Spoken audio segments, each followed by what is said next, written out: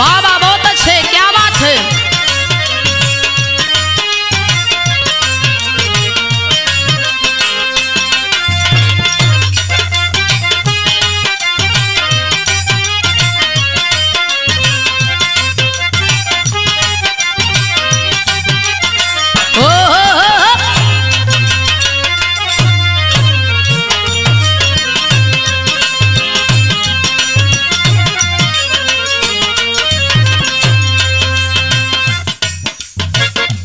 Master एगो गीत बड़ा निमन बजावत हुए।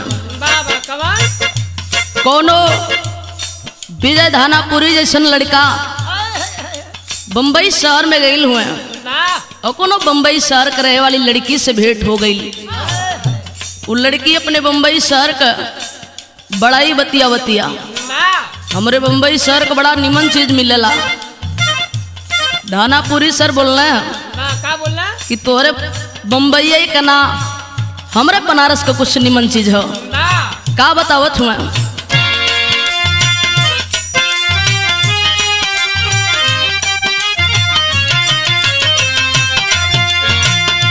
मिश्री से मीठ लागे, मिश्री से मीठ लागे भोजपुरिया बोली, हाय हाय। मिश्री से मीठ लागे भोजपुरिया बोली, एक बेर बनारस में आके त देखा।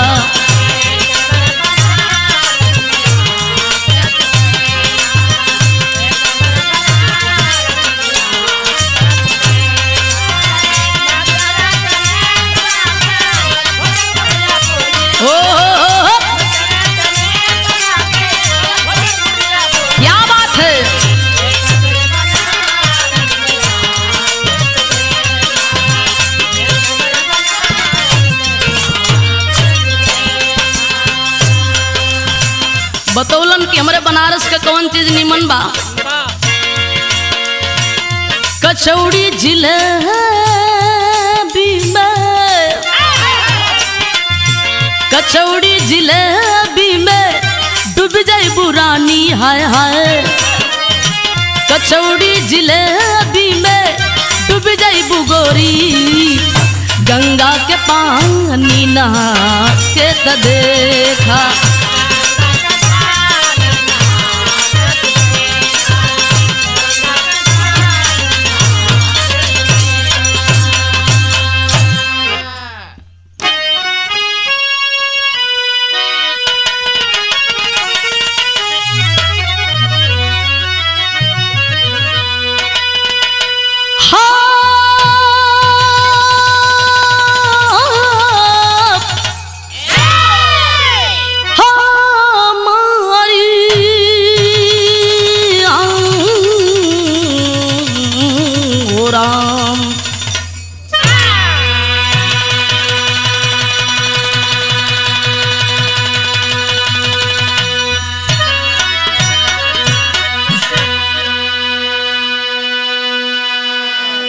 अच्छा बाबूजी, हम गायिका बिंदु बावरी एंड पार्टी किरण म्यूजिक एवं वीरेंद्र यादव के देख रेख में इ बिरहा के एगो जोरदार मुकाबला आप लोगों के बीच में भेजत हई। आप सब लोग के बेहद मांग पे हमें उम्मीद ना पूर्ण विश्वास बा कि बिरहा जरूर आप सब लोग के पसंद आई। भूमिका के अंदर भाव दियल गल मास्टर। कर्म के ही सिला पे खिला फूल है, भूल अनजान की एक पहचान है। मान सम्मान रखना बचा कर सदा, जिंदगी की जवानी परिधान है। ध्यान हरि का करो ना पराया कोई, जो सजाया धरोहर नहीं काम की। जान जगदीश जिस दिन चला जाएगा, कीर्ति रह जाएगी बस तेरे नाम की।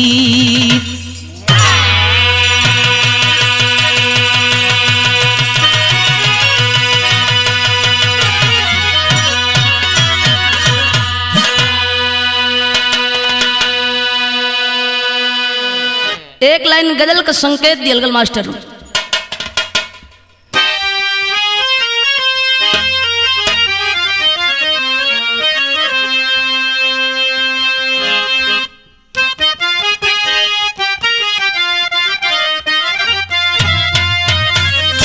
बहुत अच्छे वो एक गजल का संकेत है। जिंदगी में हजारों, जिंदगी में हजारों का मेला जुड़ा, जिंदगी में हजारों का मेला जुड़ा। हंस जब जब उड़ा तब अकेला उड़ा, हंस जब जब उड़ा तब।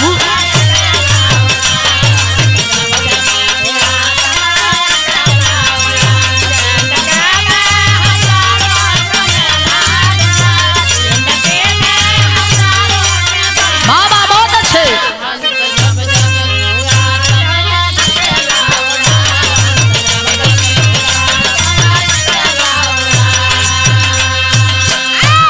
लेकिन बतावल जाले शर्मा भैया, ये धरती पर संसार में तीन चीज कबहू न छिपत।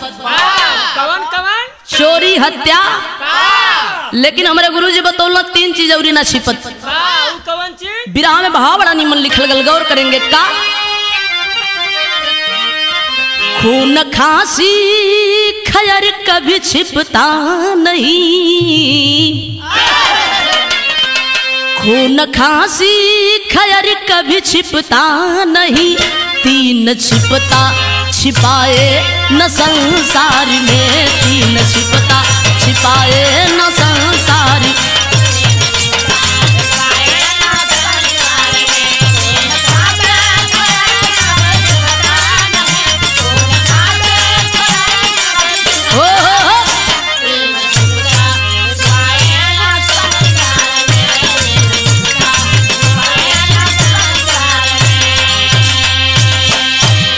कहानी कहाँ के बा, कैसन बात नहीं, शहर का भाव लिखल गल।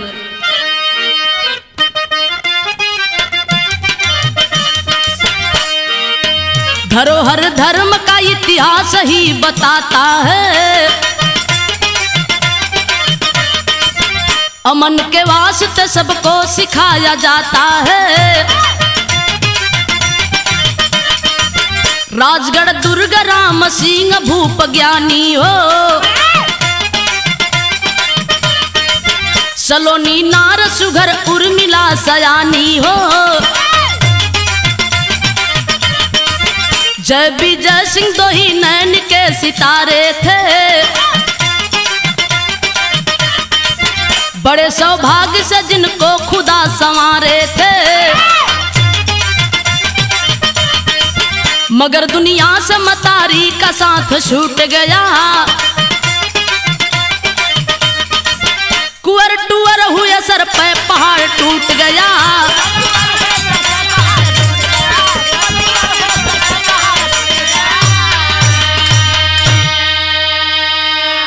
अरे बाबूजी, मिर्जापुर जिला में एक गांव जौनी गांव का नाम राजगढ़, राजगढ़ का रहे वाला एगो ठाकुर जौनी ठाकुर का नाम राम सिंह बतावल गई।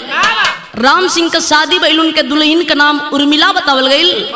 उर्मिला जब ससुराल में आवे जा लगली हो भैया, बड़े सौभाग्य में बड़े खुशी में रानी उर्मिला के गोद में दूगो बड़ा होनहार बेटा पैदा भइल। जौनी में बड़ लड़का 7 वर्ष के, छोट लड़का 5 वर्ष के। बड़ लड़का का नाम बड़ा प्यार में जय रखल गई हो, छोट लड़का का नाम बड़ा प्यार दुलार में विजय रखल गई। कहल जाले बाबू पूत कपूत हो जाला, लेकिन माता को माता कबो न हो सकती। मतारी का ममता नाम लस। राम सिंह के बुला के रानी उर्मिला इशारा करे लगली कि स्वामी 5 वर्ष का समय बीत गल, हमारी घर में अंगना में कोनो खुशी का दिन देखे के ना मिलल। राम सिंह कहलन कि तू कहल का चाहता रू। रानी कहली कि हम सोचत रही कि अपनी छोट बेटा विजय के जन्मदिन मनावल ला, खुशी हो खे सोहर मंगल हो।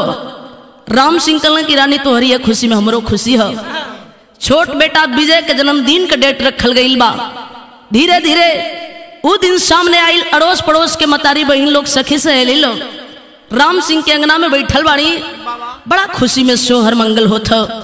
कैसे सोहर गावत थी तनी सोहर का लाइन द मास्टर।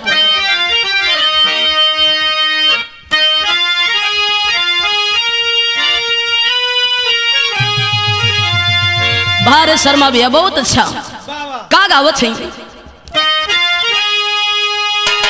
के हर ले आवेला सिनोरावा सिनोरवा भरल सिंदूर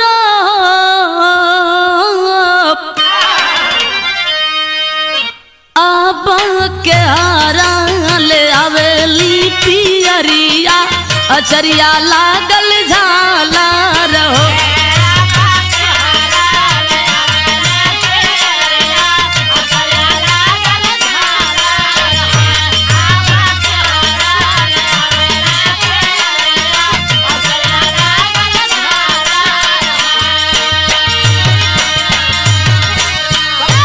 लेकिन केशव भैया यही सोहर के कबो कबो इलाहाबाद कमाता बही लोग अतनी सब बदल के गावेली।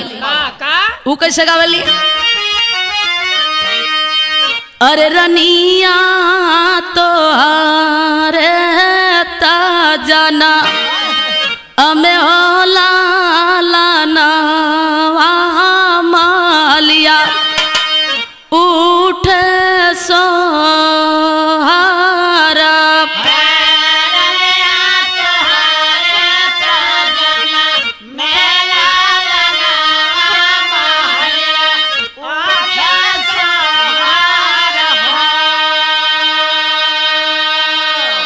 अजय है मंगला गावे तगाई के सुनावे सुनवैया सुख पावाई हो। एरनिया दुआरे पे बाजे एलो बादाइया मालिया उठे सोहरा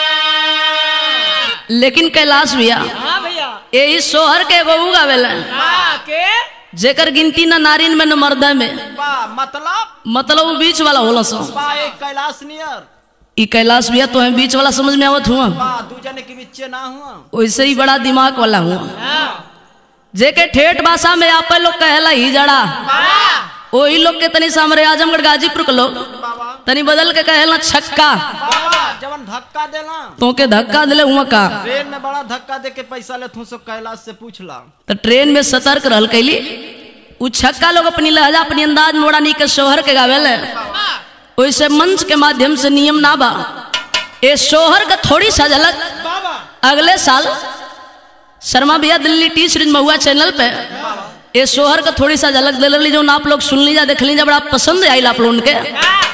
यहाँ मंच के माध्यम से नियम ना बा लेकिन आप लोगों की इच्छा हो तो थोड़ी सा उन्होंने कमेंटिंग बता दी बता दो भैया उसन 3-3 का जोड़ुआ बना ली है और रूप बदल के चल दिया सो एगो टूटई डोरी के ढोल लटका ली का नवा में एगो गठरिया ढोला ओकरी संगवा रही ओकर भणुआ 2-4 महीना संगत ना कैले हुआ 2 महीना कैले हुआ यही से इनके जानकारी है। तीनों चल दिया सो देखिए मलका लोग की आवत तरसो गेट बंद कर दिया लेकिन सनमनी हंस ना गेट के पास पहुंच के बड़ा तेज आवाज लगावे लसो ये कुल के यहाँ जी कायम मलिकार हई गटवा खोली ना जी आ गइल बाटी बसंती का बहिन तोहार दिमाग खराब है हम बसंती के बहिन नजर में आवत हई तब का कैलाश का बहिन हो तू मनवा ना गेट खुल जाई तीनों अंगना में घुस जंसन अंगना में घुसिया तो पहल का अंगना खुशी देख के गाई का गाई मास्टर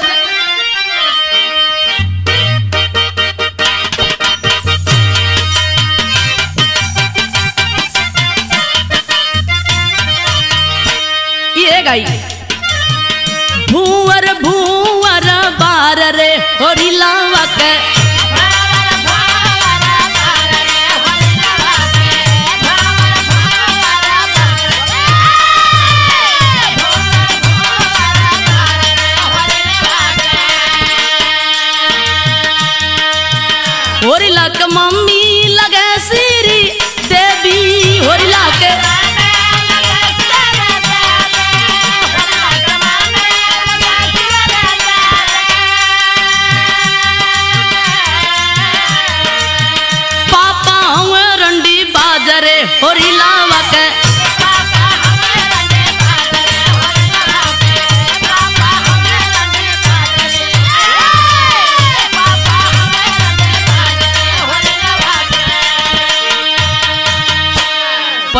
गाले दूसर का तनी देखिए कि अंगना में परजुनिया लोग आइल बड़ी उतनी परजुनिया लोग उनके देख के गई जरा सा बदल के गई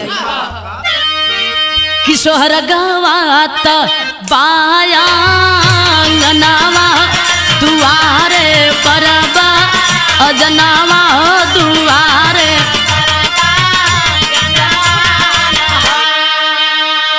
हर मोर ललना रे हाजी काया मल्लिकार अरे तन बधा दी जी कि हर मोर ललना रे अनेक पावे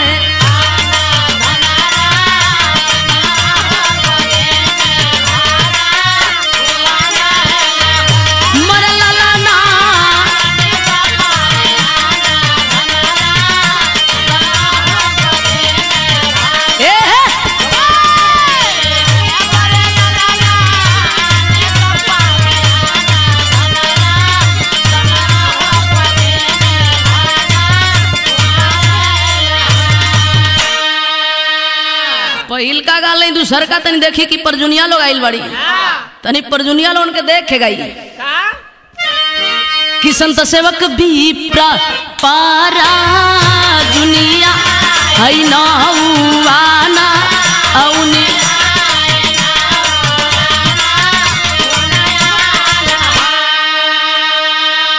हर मोर ललना रे आज काया मल्लिकार अरे तने हने आई ना जी अकाउनी बैठल बनी जी कि हर मोरे ललना रे अनेक पावे आना धनारा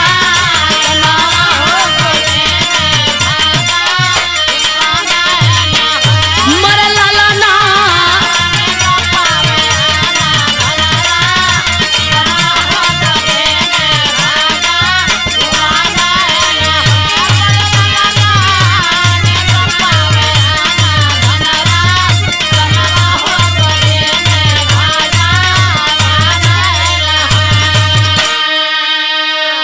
पहिल का गाली दूसर का गाली तीसर का देखी के भाई परजुनिया लोग सब बोलस सब बजोलस हे जी मलकार लोग को पता ना चलत हो वो छलक के छोट बचवा के महेंद्र भैया खींच के अपना गोद में ले ली अगोदिया में लेके निहारे लगी बचवा के एकरा के पड़ल बाड़ा गोद में ले ली आ छोट बचवा के निहारी बाबा हई देखा कैलाश भैया घरे गो लइका भल हुआ वाह लइका तो पूरा पहलवान बाड़ा भाई हाँ अपने बाबा के परल हो इतनी बड़ी यार खुशी हो खेले जेकरा घर में लड़का हो जाए जितने खुशी घर में मतारी के उतने खुशी बाबूजी के उतने खुशी है मम्मा के अच्छा ती मम्मा हूँ बड़का हारमोनिया मास्टर छोटका बहुत बड़ी यार खुशी हो खेले बाबू लोग बरइयो न बीती ओकरा पहले ही दुआर झाके लगी हम आजकल तो छठिया में झाके लगत हो छठिए में समझ ना पावे ले गोद में ले ली सब बाबू लोन के इच्छा का हो खेले दुआरी पे खाड़ हो जी कहीं काजी का टिंकुआ की मम्मी तनी बचवा के देती जी तनी देख लेती बउआ केकरा के पड़ल बाड़ो शर्मा मम्मा के देखा गोद में ले ली है बाबू लोग खेले कितना तमन्ना हो खेले खेले हैं कहीं का ए बेटा हे अरे तू डीएम बनबा तू ऐसे डीएम बनबा तू कलेक्टर बनबा बाबा तू कंडक्टर बनबा ओ ही घर में अगर बेटी हो जाए 2-4 महीना बीत जाइए बाबू लोग किसी प्रकार गोद में लिया तो पहले से कुछ कि हमारे कोनो हित मित संगी साथी ना देखत हुए बेटी के गोद में लेके लोग खिलावे ले बेटी के प्रति कितना ममता हो खेले यहाँ कहीं का ए बेटी हे अरे तू बड़ा सुघर बाड़ू हो मुँहबू मुझी तो 3 लाख बस जाई एक ट्रैक्टर निकाल ले देखा ये कुल सोच हो गई लियो लेकिन ये हम ना कथिला कि कैलाश भैया के लइका भइल बा काहे भैया मैं तो जोड़वा होत हूं उन्हीं के होत हुआ उनका मलकिन के भइल लिया बहुत बड़ी यार खुशी हो खेले लेकिन कैलाश भैया इतना सुस्त कहे हुआ उनकर ना हो तीसर का गोद में लेके निहारत अका निहारत कि अखिया तो बाटे जैसे बाबू कनाक जैसे माई कनाक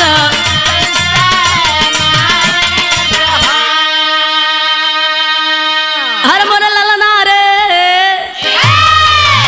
आज का कैलाश भैया हर दिन हने आई न जी अकाउनी बैठल बानी जी कि हर मोर ललना रे अब मुहावासु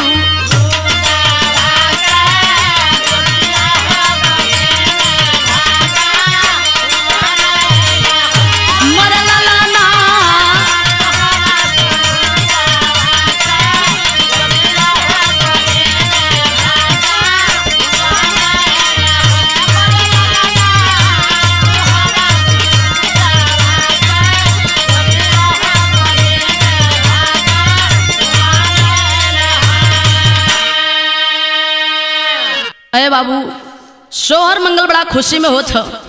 समय बीते लगल जौनी राम सिंह के अंगना में इतनी बड़ी यार खुशी बा। आज वही रानी की हालत सीरियस हो गई। राम सिंह दवा सुई करावत हो, रानी के तबीयत में कोनो परिवर्तन ना आवत बे। धीरे धीरे 2 महीना का समय बीतल। आखिरकार रानी समझ गई कि हमें धरती पे ना रह पाई। राम सिंह के बुला के चारपाई पे बैठा के समझावे लगली कि स्वामी हम तार अर्धांगिनी रली, एकरी वजह से हमारे को काम कर दी है। हमारी मर गईला के बाद ई दोनों बेटन के लेके अपनी जिंदगी का परवरिश कर लिया स्वामी, दूसरी शादी मत करिया। आखिरकार राम सिंह बाबूजी बात का जवाब देवे के बकाया हुए। तब तक रानी का मुंह खुलल तो खुले रगल। रानी दुनिया के छोड़ के चल बसली। राम सिंह अंतिम दाह संस्कार कैलन, दोनों बेटन के लेके अपनी जिंदगी का परवरिश करत हुए। धीरे धीरे 2-2.5 महीना का समय बीतल। घर गांव टोला मोहल्ला के लोग नतई हितई के लोग समझावे लगलन के राम सिंह तो हर जिंदगी बड़ा लम्हर बा भैया, अपनी खातिर ना दोनों बेटन के देख के एगो शादी कला। शादी कलवा जौन रानी तोरी महल में ही दोनों बेटन का सेवा सत्कार करी, मतारी का ममता भूल जिया। सो राम सिंह का मिजाज बदल गई। दूसरी शादी एगो परमिला नाम के लड़की से कर लिहल। शादी कैलन हो बाबू बड़े धूमधाम से। आज परमिला महल में रानी के रूप में, दुल्हन के रूप में आयल है। कुछ समय तक दोनों बचवन का बड़ा नीक सेवा सत्कार कैलिन। आखिरकार रानी परमिला का मिजाज बदल गई। अजब मिजाज बदल हो बाबू, राम सिंह से शाम के वक्त सवाल कैलिन कि स्वामी सुहाग रात कच्छ में हमें एगो निशानी देवे के वादा कैल ना, लेकिन भूल गईला। 2 महीना का समय बीत गल, भूल गईला स्वामी ना देबा। राम सिंह कहलन कि तू ले हल्का चाहे लू, तो है मुँह दिखाई नहीं सनिए न चाहत। रानी कहली कि जवन मांगब तो दे देबा। कहलन कि जरूर दे दे। रानी कहली कि राजा होश में होला, जवन मांगब के देवे के होखी। आखिरकार भी रहस्य सुनने वाले बाबू लोग, चाचा लोग, भैया लोग गौर करेंगे। रानी परमिला मुंह दिखाई निशानी मांगन का मंगली। 3 गो बच्चन बधा के मांगन मांगत थी। एक लाइन गीत के नमूना लिखल गल।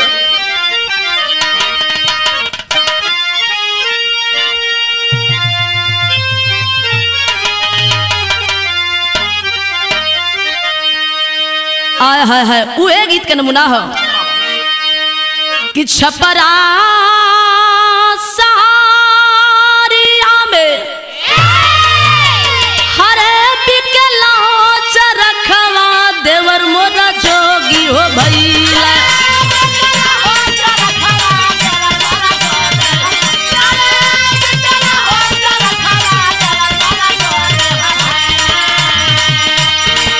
चरखाओ मंगादा लहरदार देवर मोरा जोगी भैला। चरखाओ मंगादा लहरदार देवर मोरा।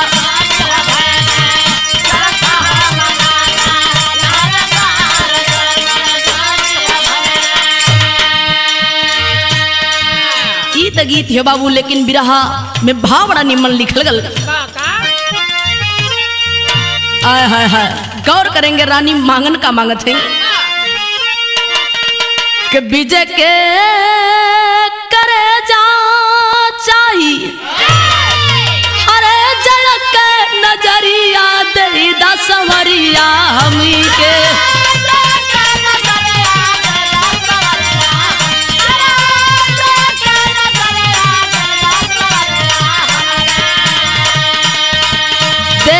आखिर जाना गवाई दईदा सवरिया हमके।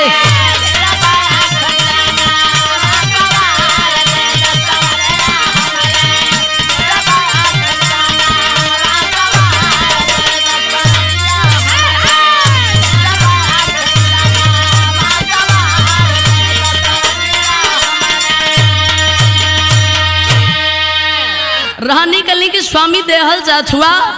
बड़ लड़का जय के दोनों आंख दे दा, छोट लड़का अपनी विजय के कलेजा दे दा। इतने तो बतिया सुनल राम सिंह हो पंचो। रानी के समनवा हाथ जोड़ के खड़ा हुन, एक बड़ी ऊंची बात सोचत करल।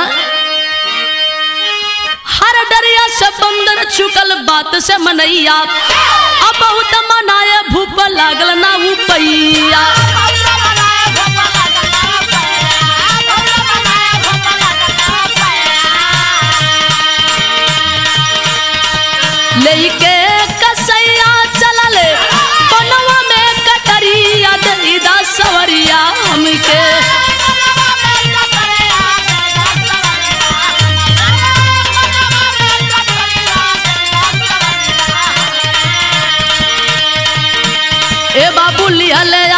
जय के आ लगाया देदा सवरिया हमके। रानी कली की स्वामी अगर देहल चाहता रह तो बड़ लड़का जय के दोनों आंख छोट लड़का विजय के कलेजा दे दो। ये निशानी चाहत ही अगर दे देबा तो जिंदा रहब ना तो तोरे माल में अपनी जान के गंवा दे। राम सिंह सोचे लगलन बाबू आखिरकार रात बीतली हो सुबह भइल जरलादन के आदेश लगल 2 गो जरलाद बुलावल गई। दोनों जरलादन के बुला के दोनों बेटन के बाबूजी जंगल की तरफ विदा कर दिए। जंगल में जौनी समय लेके दोनों कसाई पहुंचला हो बाबू 7 वर्ष का मासूम सा बेटा जय के दोनों हाथ दोनों पैर बांध के जंगल में पटक के दोनों कसाई सीने ऊपर एक एक पैर करके खड़े हो गए। जूही पॉकेट से चाकू निकाल करके आंख पे लगाना चाहते हैं। फफक करके 7 वर्ष का मुन्ना रोने लगा। रो करके कहने लगा कि बाबू मेरी माँ इस दुनिया से जाते वक्त मुझसे सिर्फ एक ही बात कह करके गई थी।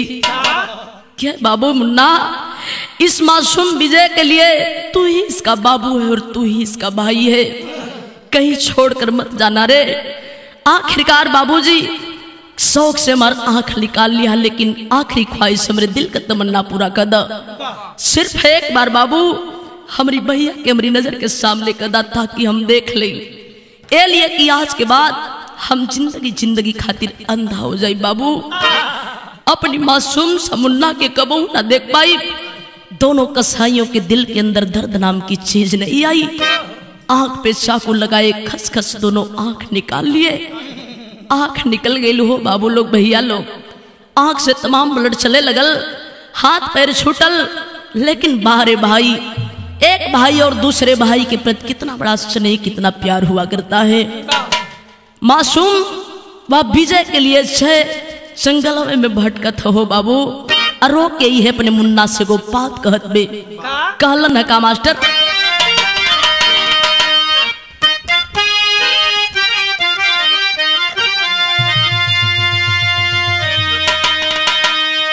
ये रो के भैया कहत बा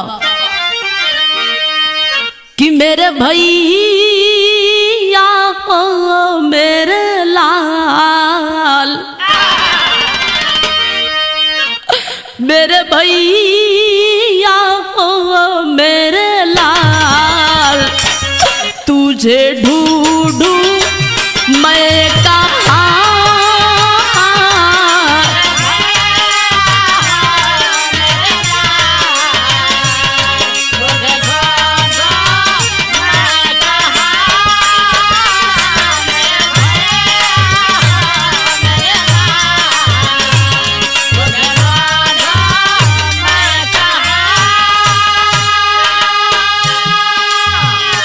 अरे मुन्ना अब मैं तुझे ढूंढने लायक नहीं रह गया रे बाबू। अगर मेरी आवाज सुनता हो तो मुझसे आकर के भेंट कर ले मुन्ना।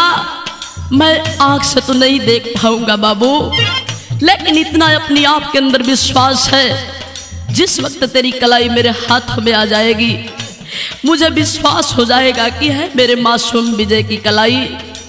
आखिरकार एक बड़ी ऊंची बात कह के रोवे लगल। दर दर तुझको ढूंढ रहा हूँ,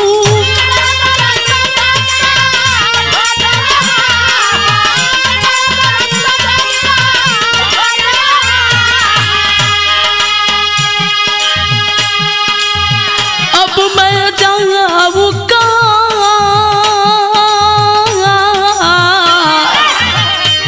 मेरे भैया हो मेरे लाल, मेरे भैया हो मेरे लाल, तुझे ढूंढूं मैं कहाँ।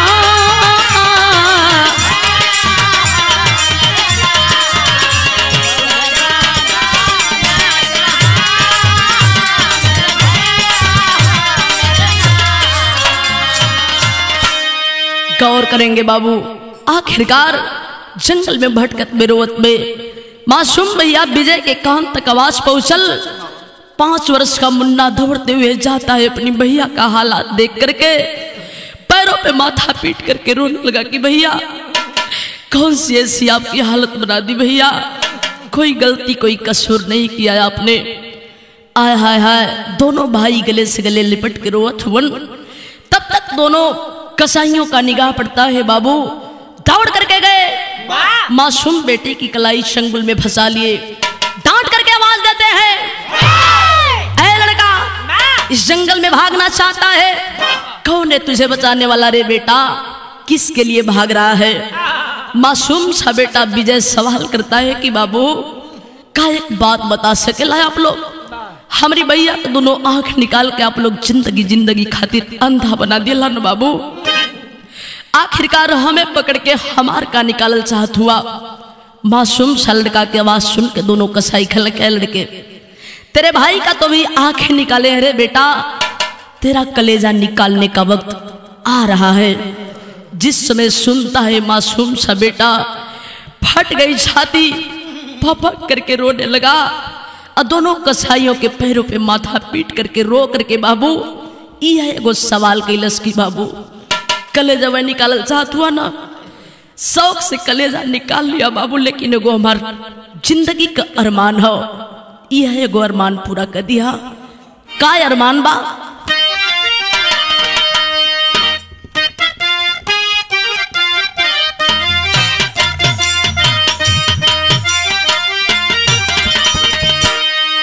गीत से सुंदर बिरहा में कवि जी भाव दिलन। लड़का रो के ही है बतावत में, हर रोवे पी जाया बरसा झर झर नजरिया, रोवे पी जाया बरसा झर झर नजरिया, सहले साथ ना का ले सा।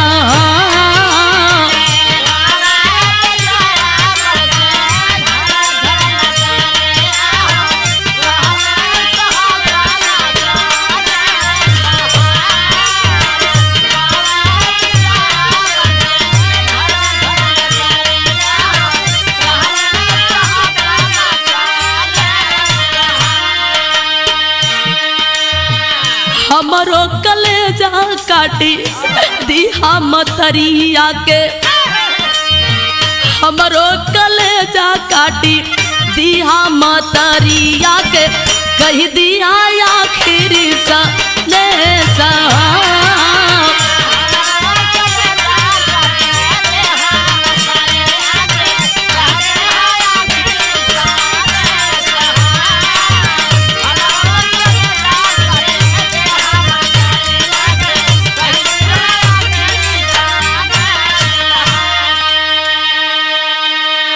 बाबू हमार शौक से कलेजा निकाल लिया, कलेजा निकाल के हमारी आया है घर जया मम्मी के दे दिया। आखिरी बात हमारी है हमारी मम्मी और पापा से कह दिया। कौन बात? हम के न चाहत रहली हाय दाना दवलतिया, ममता के भूखल रहली यह हमारी प्रीतिया, कह छतिया जुड़ई आ माई खुनवनी के घरिया से, छतिया जुड़ई आ माई खुनवनी के घरिया से, भई के जोगिनिया का बेसा।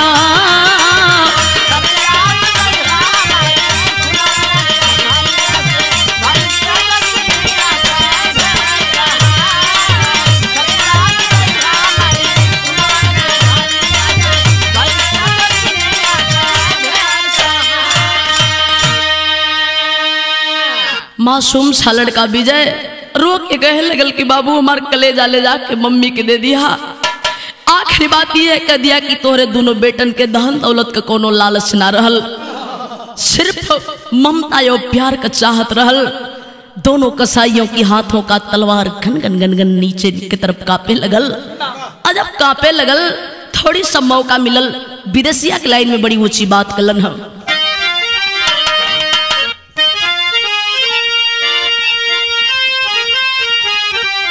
ओहो ये कलन फटली बदरिया हाय करुण से हथवा से छूटली कटरिया ये बाबूजी छुट्टी मोर जनवाता ए बाबू पूजिया रमनवा हो अरे बीरना के बनबे पुतरिया ये बाबूजी तोरो कसम बाबू हम मुँह ना दिखैबे हो अनाई जैब माई के नगरिया ये बाबूजी बाबू अगर हमार जान छुट जाई हो बाबू अपनी अंधा भैया के आंखें का पुतरी बनके संसार में भी एक टुकड़ा मांग के जिया ले सरकार लेकिन वादा करत है कसम खाते अपनी जीते जी अपनी माँ की नगरी में कबहू न जाई बाबू कबहू न जाई। दोनों कसाईयों की हाथों का तलवार आखिरकार नाचते हुए नीचे छूट गई। आज अब नीचे छुटल हो बाबू दोनों लड़कन के वही जने जंगल में छोड़ के दूसरा तरफ दोनों कसाई गई एगो हिरन मार के हिरन का कलेजा निकाल के चहक दोनों आंख और हिरन का कलेजा लेके घर में गईलन। बाहर संजोग अचानक सौतेली मतारी घर में ना रली बाबू राम सिंह चारपाई पे बैठल वन ले जाके कलेजा या आंख दोनों कसाई बाबू राम सिंह के हाथ में जब इस समय पकड़ावत हुए मालूम पड़े कि राम सिंह के पैर के नीचे के जमीन खिसक गई। सिसक के राम सिंह रोवत हुवन दोनों कसाईयों से एगो सवाल कैलन का सवाल कैला एक लाइन गीत के नमूना लिखल गल।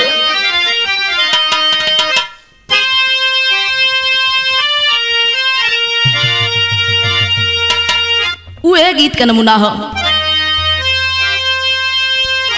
अरे कावई मारला अरे कहवा गिरवाला ये राजा भयारो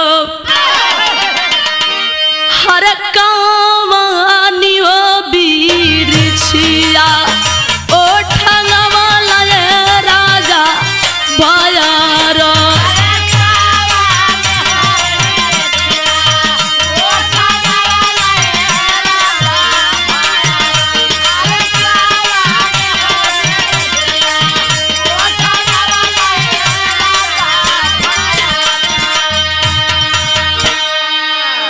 गीत है लेकिन बहाव दिहल गल।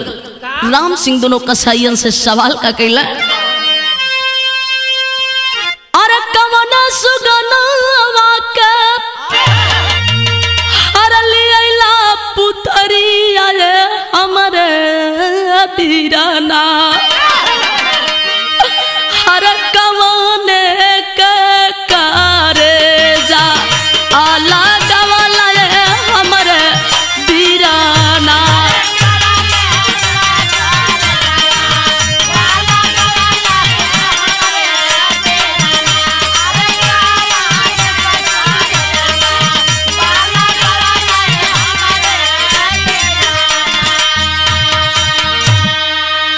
आय हाय हाय विचार कैलन सोचत हुन एगो और सवाल कैला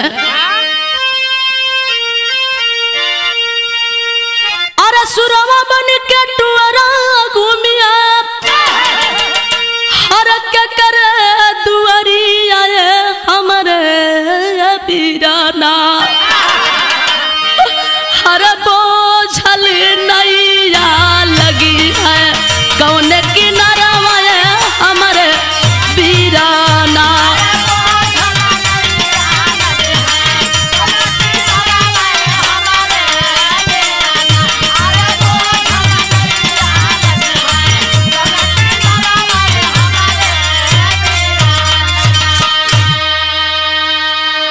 तब तक रानी परमिला पहुंचली न हो बाबू आखिरकार हाथ का वह कलेजा आंख छपट करके ले गई अपनी चरपाई की गुड़तारी गाड़ दिले।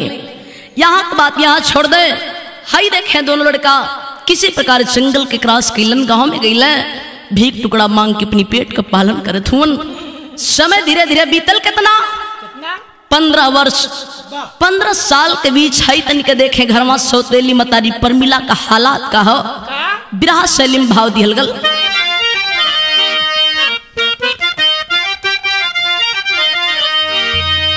अरे जवानी यही में धोखा खा गई, अरे जवानी में धोखा,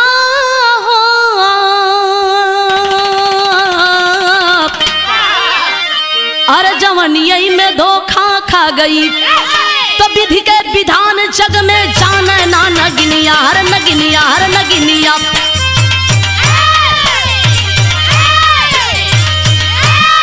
जवनिया में धोखा खा गई, विधि के विधान जग में जाने ना नगिनिया। चैन की बंसी बजा के पापिन दिल की आशा रही पुजाए, देवयोग से बाजिन भैली गोदी ना सकली हरियाए। कुछ दिन बिन बारिश कर राजा चिंता गई समाए, बुला के पुरोहित साथ ज्योतिषी भविष्य आखिर दिए सुनाए। जब 15 वर्ष का समय बीत गल, रानी परमिला के गोद में एको गो बेटी बेटा पैदा ना भइले। ज्योतिषी महाराज के बुला के राम सिंह अपन भविष्य देखावता न कि ज्योतिषी महाराज हमारी भविष्य में देखिए हमें मालिक पिंडा पानी के सहारा लिखले बड़ा कि ना। ज्योतिषी महाराज बतावे लगल कि राजा तोरे भविष्य में लिखे के ना बल्कि मालिक देले भी रहल, तू थोड़ी सा चूक कह गेला। राजा कहे कि मतलब कल की मतलब मत पूछा, अगर तू पिंडा पानी का सहारा लेहल चाहत हो राम सिंह, सोन नदी किनारे चल जा, जग रचाला मंडप सजाला, मंडप में चाहे लंगड़ हो लो जोहंदा हो जोगी हो बरथरी हो, कोई भी मिले लिया के पहले भोजन करा के एकरी बात भोजन करिहा, ओइ जने तुहे पिंडा पानी के सहारा मिल जिहन। राम सिंह पहुंचला सोन नदी किनारे, जग रचा देहल गई, बहुत खूबसूरत मंडप सजावल गल बा।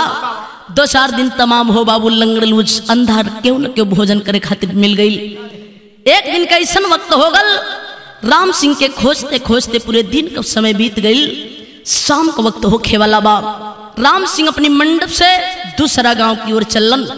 जब दूसरा गांव की ओर चलन तो देखे बारे मालिक तेरी भी लीला गजब हुआ करती है। 2 नौजवान लड़का एगो बुढ़िया के दरवाजे आया है, सरंगी टेरत हुए, झोली फैला के भीख मांगत हुवन। काहे के जोगी भैला हो बाबू, कौनी कार्ड भीख मांगत हुए। 2 मिनट समय लेके आप लोगों के बता देते दोनों लड़का जोगी काहे के भैला कौनी कार्ड भीख मांगत हुवन, का गावतलन का बजावतलन, उनकर वेशभूषा का रहल। 2 मिनट समय लेके बता देते बाबा का राम नामी दुपट्टा दे दो, ला बाबा ये हरिद्वार को हो, बाबा का 1 नंबर का रुद्राक्ष का माला भी दे दो, ला बाबा यो हरिद्वार को हो, बाबा का दूसरे के नंबर वाला माला, ला बाबा ये चित्रकूट को हो, बाबा का 3रे नंबर का माला, ला बाबा ये मुगल सराय को हो, बाबा का झोला भी दे दो, ला बाबा ई चंदौली का हो, बाबा का लालटेन भी दे दो। बा सिसवा तेन का बाऊ फोड़ देले बाबा, बहुत खुराफाती हो गल हुआ। बाबा का सरंगी दे दो, बा बनत है बाबा बिहाने मिल जाई। बाबा बाबूजी कौनी कार्ड भीख मांगत हुए, का गावतलन का बजावतलन।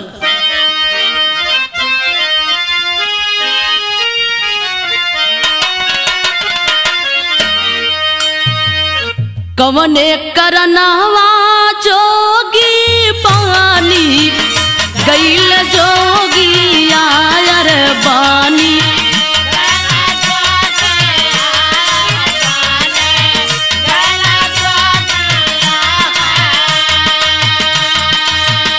कवने करनवा भिखिया मांग लो राम राम,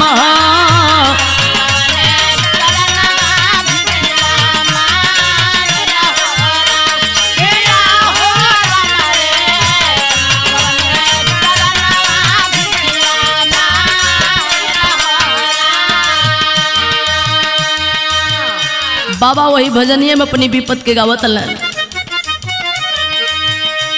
माई के करनावाई जोगी बानी गईल जोगी आयर बानी। जय हो राजा हो खे कल्याण हो, गुरु गोरखनाथ बाबा सुखी रखे। बाबू के करनवा भिखिया मांग लो राम राम,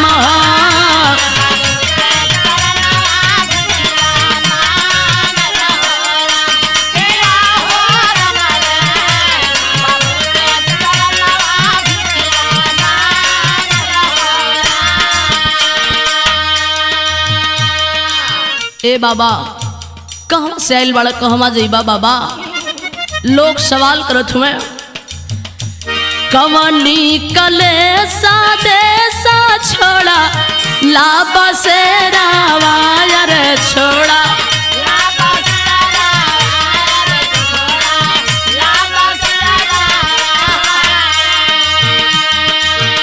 कूदरी सरंगिया सजायनी हो राम राम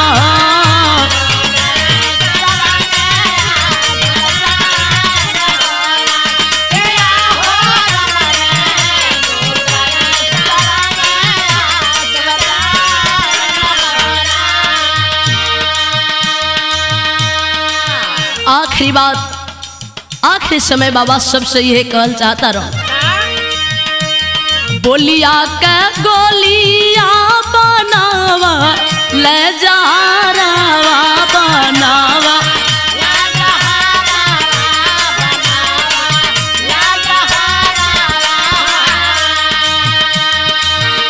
रोवे विजय छाती बिया रायन हो राम राम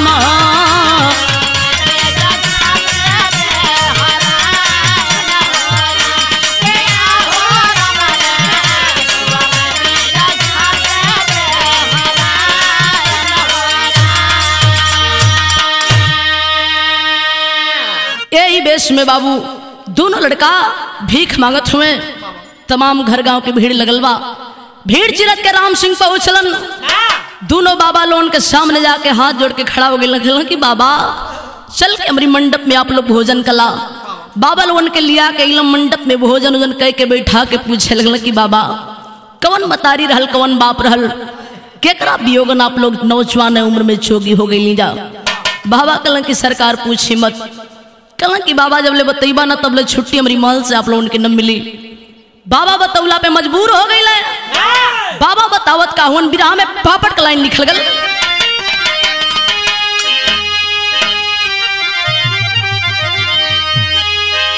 अरे कहे विजय जिन पूछा राजा बतिया छतिया फाटत बाप।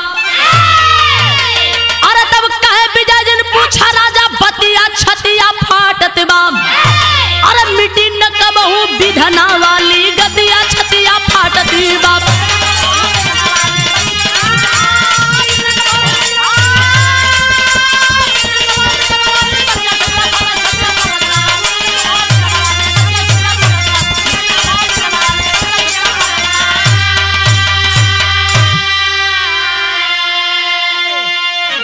घरवा छोड़ा वाली हमारो सौतली मतरिया। हर हमारो कलेजा मांगी भैया के नजरिया। अरे राम सिंह बाबू साल दुर्गतिया छतिया फाटत बाप।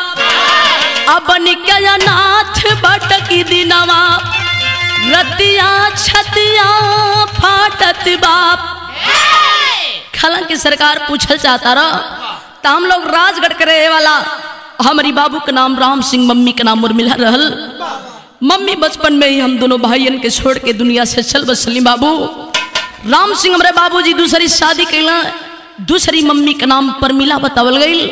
ओही मम्मी के देन हम दोनों भाइयन के ई हालात भइल। राम सिंह जब इस समय सुनलो हो बाबू हाल लाल कह के दोनों बेटन के गले से गले लगा के और रो रो के माफी मांगे लगल कि बेटा हम ही और बाबू राजगढ़ के रहे वाला राम सिंह ही हमारी गलती के क्षमा कर दो। कैसे माफी मांगत हुए गाने का प्रमाण आले में लिखा गया।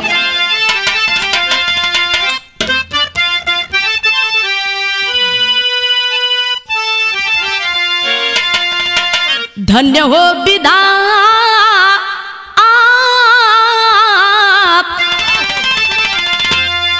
धन्य हो विधाता नाता कैसन दुनिया में बापू। रोवे राम सिंह हो कर जा बिहराया। बार बार माफी मांगे छतिया लगा के दादा। रह जाया पर हाय सरंग यही हो बजाया। कैसे महालिया के चल राजा दनिया बाबू।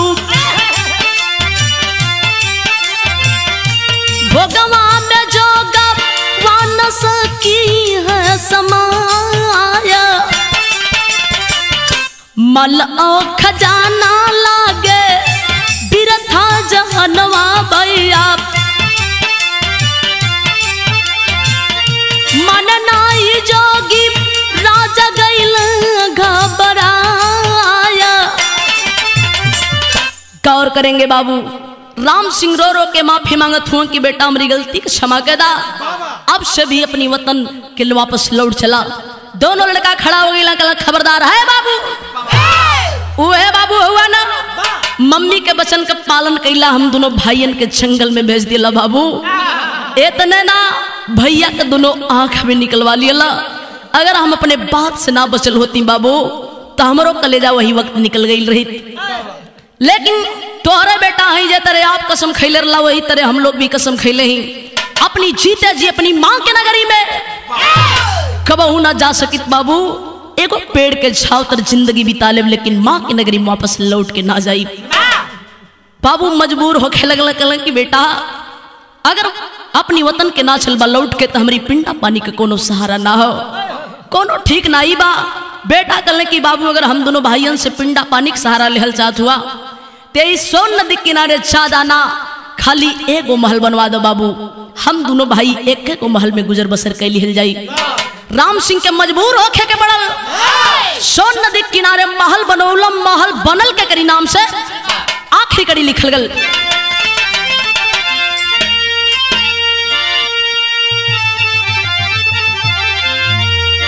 अरे विजय नाम से लहरती बाप,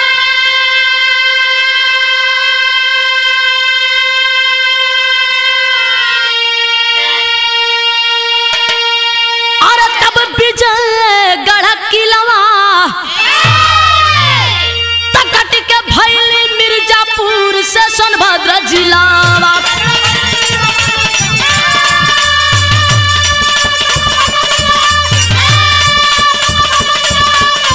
ये बहादुर क्या बात है,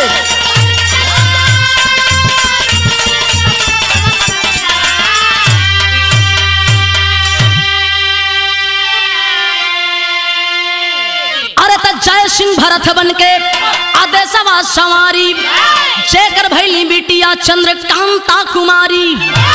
हर तब लहर मोर जवानी जैसा लहर झिलवा, कट के भैली मिर्जापुर से सोनभद्र जिलावा।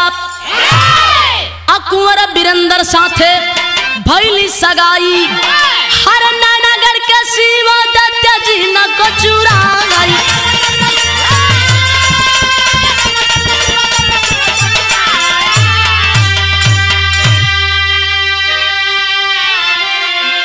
अरे तब चाहिर देखा नैनागढ़ में मिले ला किलवा, कट के भैली मिर्जापुर से सोनभद्र जिला।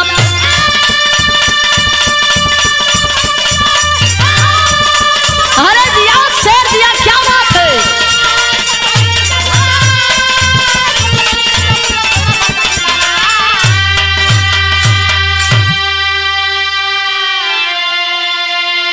वही छोटा मुन्ना विजय के नाम से विजयगढ़ किला बनल, जो कि आज भी ऐतिहासिक धरोहर सोनभद्र जिला में कायम बा।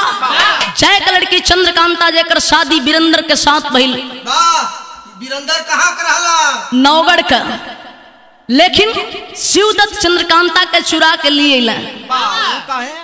चंद्रकांता लड़की दुनिया में इतनी खूबसूरत रही, कवन चंद्रकांता? वो चंद्रकांता जेके आप सब लोग टीवी सीरियल पे देखेला। अरे बाबू इस शिवदत्त रला कहाँ के? नैनागढ़ चुनार के रहे वाला।